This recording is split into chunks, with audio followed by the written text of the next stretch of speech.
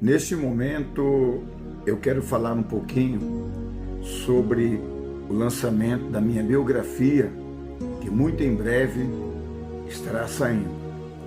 E eu quero falar nesse instante a respeito do meu nascimento, também da minha infância e a minha pré-adolescência.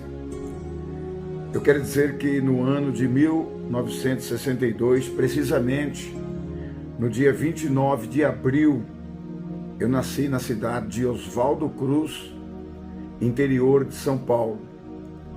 Ali onde meus pais estavam vivendo em um sítio, foi naquele local onde eu nasci.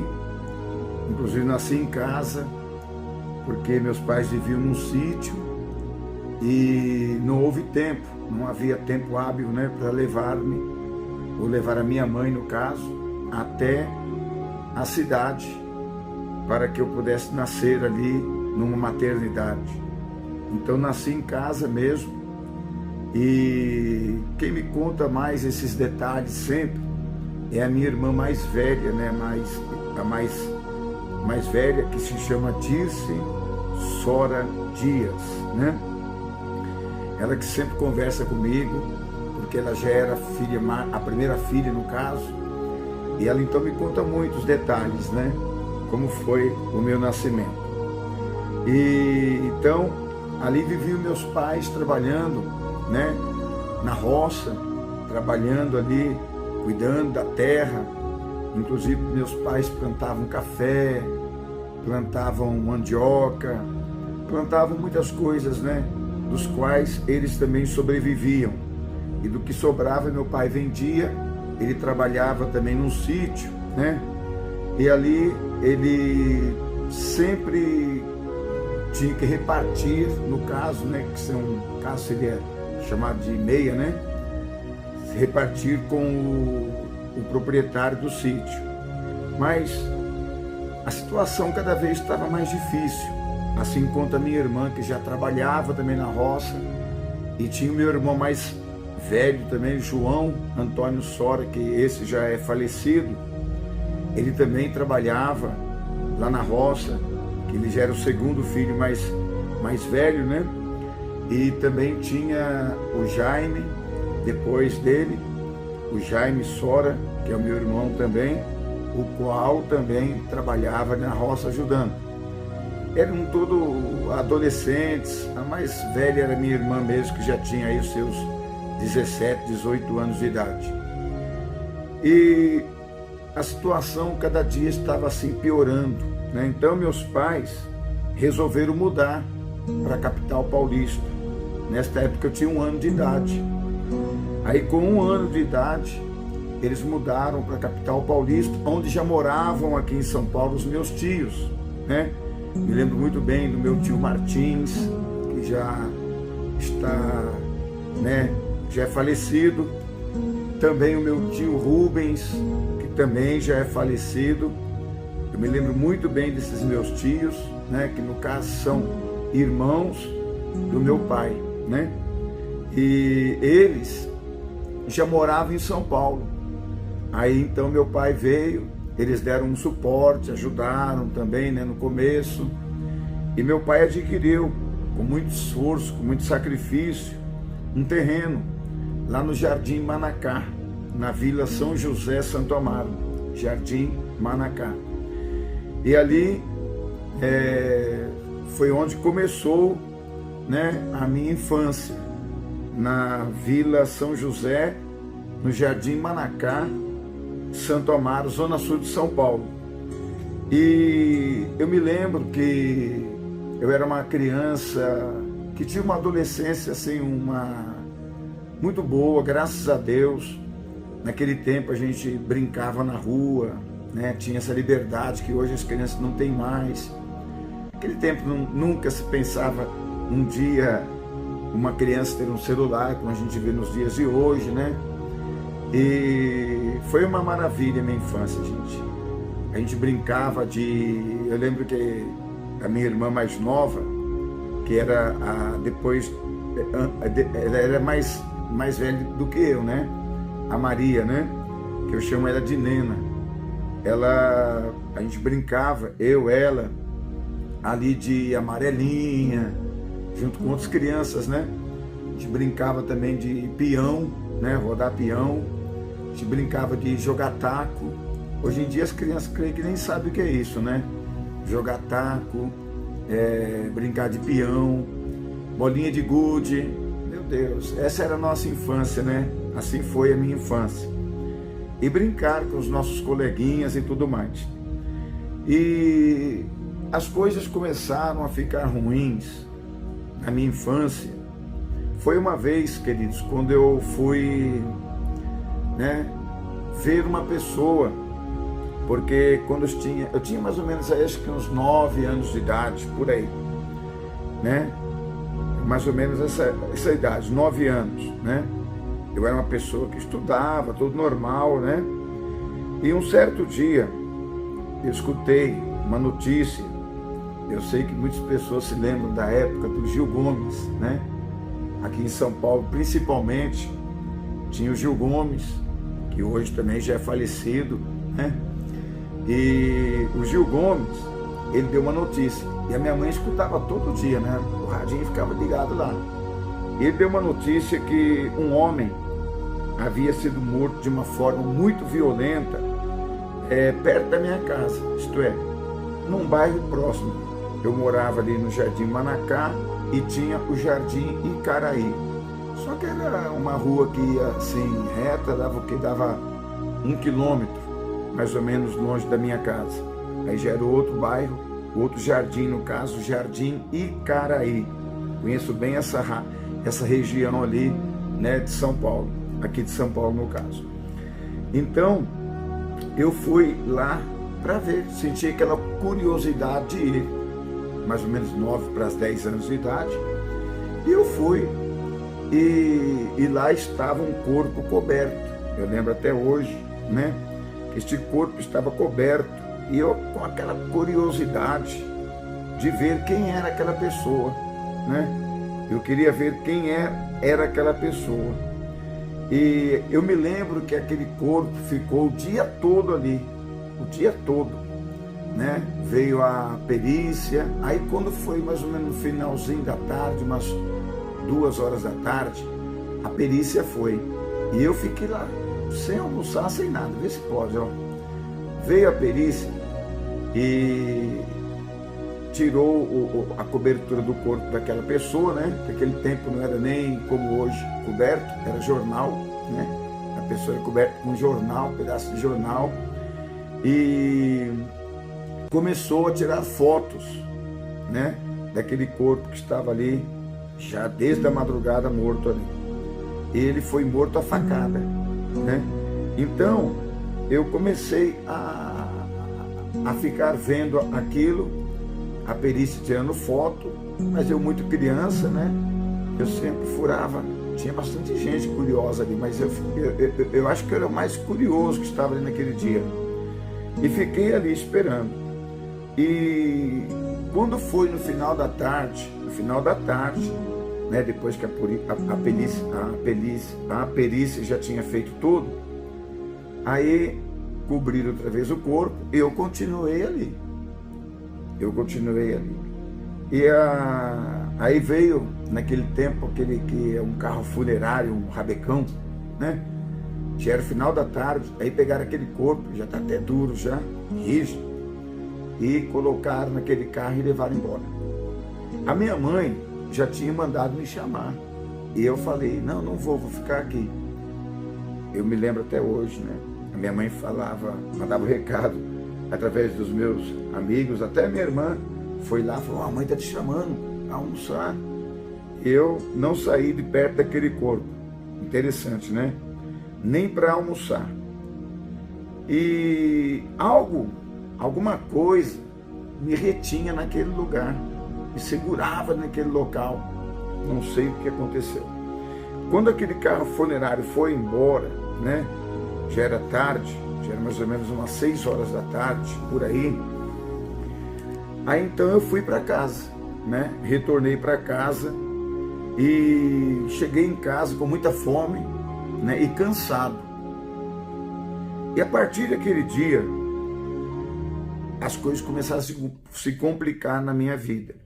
Isso que eu quero que vocês agora prestem atenção. As coisas começaram a complicar a tal ponto na minha vida, né, que eu passei a sentir um medo terrível dentro de mim, né? Um medo e ao mesmo tempo uma revolta. Um medo e uma revolta. Alguma coisa se manifestava dentro do meu corpo, eu não sei como explicar, né? Naquele tempo ninguém na minha casa evangélico, a gente nem conhecia evangelho, nada. E foi quando, irmãos, eu sentindo aquele medo, né? E ficava, sabe, olhava para as pessoas, e se as pessoas me contradiziam em alguma coisa, já me revoltava. Eu procurava ficar em lugares escuros, principalmente quando eu não queria ficar perto da minha família, próximo da minha família, entendeu? Eu queria ficar mais distante da minha família.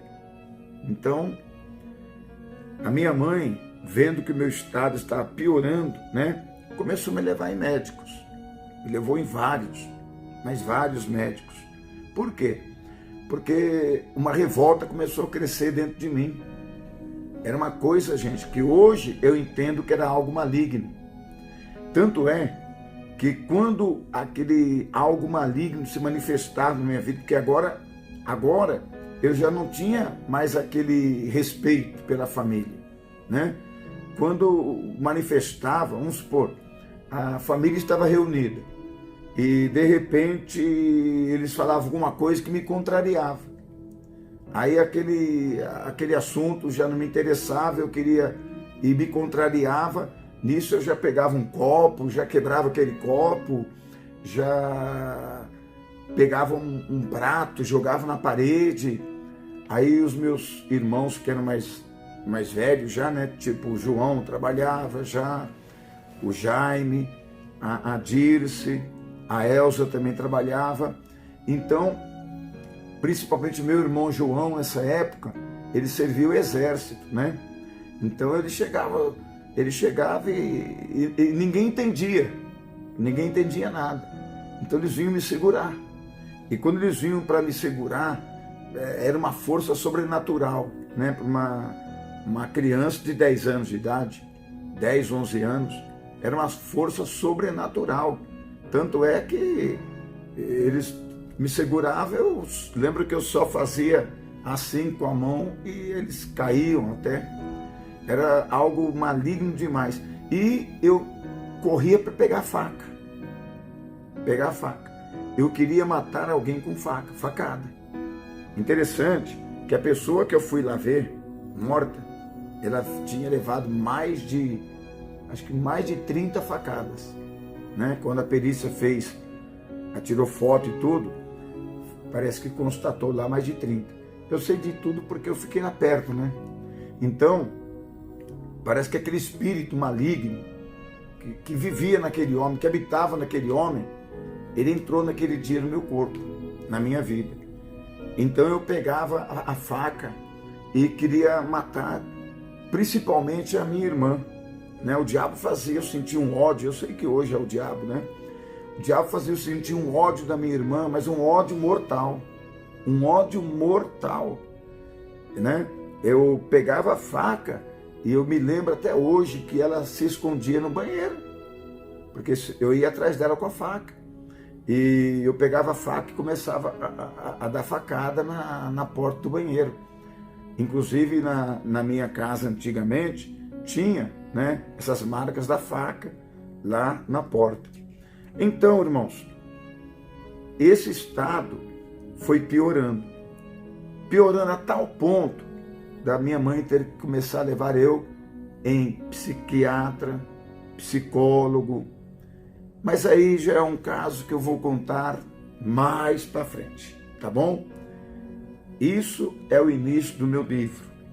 Agora eu vou contar já, daqui uns dias, eu volto a contar mais um pedacinho aqui para vocês, principalmente no meu canal do YouTube, sobre os tratamentos médicos que eu comecei a fazer. Inclusive, não foi só um, não. Foram vários. eu fazia aquele tratamento de colocar aquele monte de, eu esqueci até hoje, esse exame que coloca um monte de fio na cabeça, né? Mas eu era criança, minha mãe me levava e colocava aquele monte de fio na cabeça, tudo quanto é lugar, né? Para ver como é que estava o meu cérebro. Também, eu não sei qual é o nome do exame, mas eu fiz um exame também que colocaram uma agulha muito grande na minha nuca, aqui atrás, bem aqui atrás, para tirar um líquido, né? Para ver enfim, tomava calmantes muito fortes, tomava medicamentos muito fortes, mas olha, gente, era a mesma coisa de tomar água, nada adiantava, nada adiantava. Por que eu digo isso? Porque com o demônio não é com calmante que se resolve as coisas, tá? Não é com tratamento psiquiátrico que resolve as coisas. Por isso que Jesus diz que essa casta de demônio só sai através do poder do jejum e da oração. Isto hoje a gente entende. Mas eu vou falar depois um pouquinho sobre meu sofrimento, né?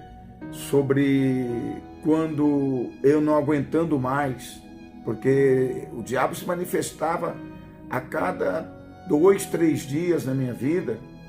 E eu me lembro, antes de eu encerrar essa parte, que a minha mãe tinha um armário todo de vidro. Antigamente tinha esses armários, né?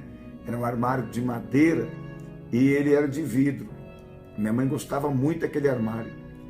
Eu me lembro que quando o diabo manifestou uma vez na minha vida com tanta fúria, eu fui e soquei aquele armário. Interessante, gente. Se eu mostrar minhas mãos, vocês não veem marca nenhuma. Por quê? Porque não constou nada, não apareceu.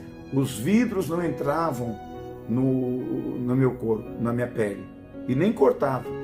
É impressionante como que o diabo faz as coisas. E os meus irmãos iam me segurar. Quantas vezes eles tiveram que até me amarrar com cordas, né? E me deixava amarrado com cordas. E eu me lembro que era uma fúria dentro de mim incontrolável. Aí a minha mãe, como gostava muito de mim, eu era o caçula, né? Imagina, né?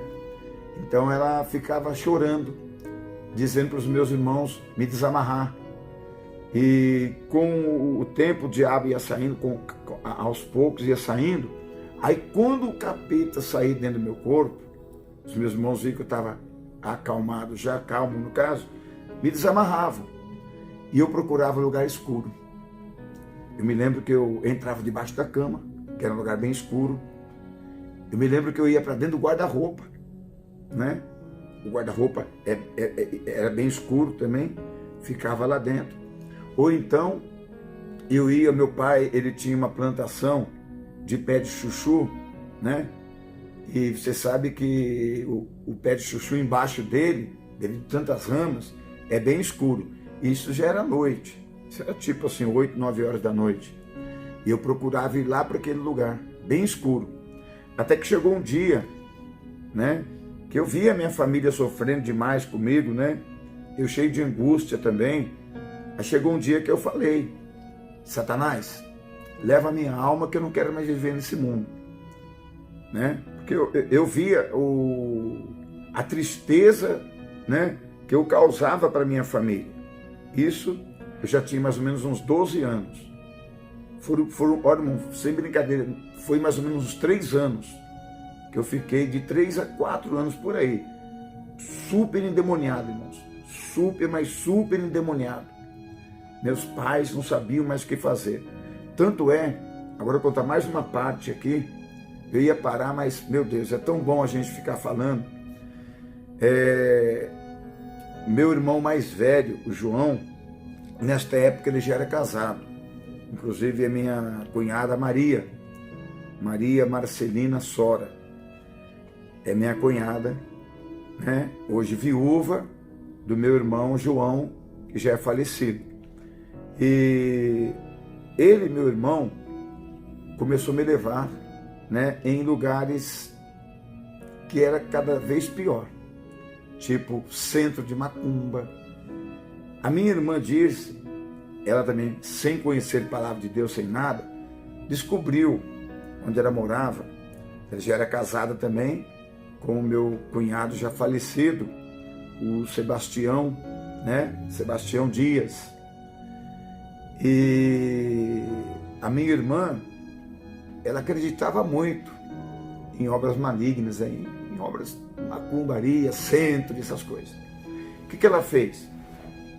Ela descobriu uma pessoa que ia até na casa das pessoas fazer, né, trabalhos. E ela me levou até esse homem.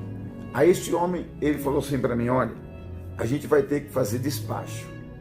Naquele tempo, os meus pais, né, meu irmão João, perdão, ele tinha um bar, né, um bar que no fundo tinha mesas de sinuca, onde era disputado campeonato.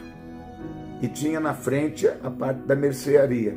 Na parte da frente tinha mercearia, onde vendia arroz, feijão, essas coisas tudo, né? Tipo um mercadinho na frente. Mas no fundo, separado, tinha o salão de jogos, onde era disputado o campeonato de sinuca.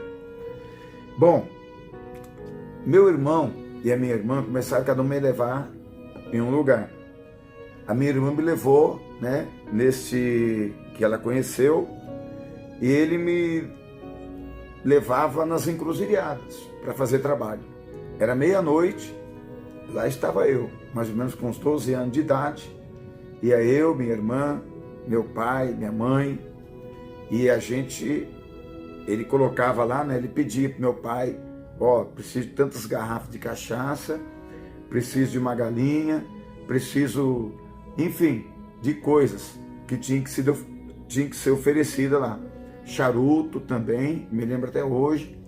E aí ele colocava, né, fazia tipo, colocava as garrafas de cachaça assim em volta, no meio a farofa, a galinha, os charutos, e colocava tudo lá.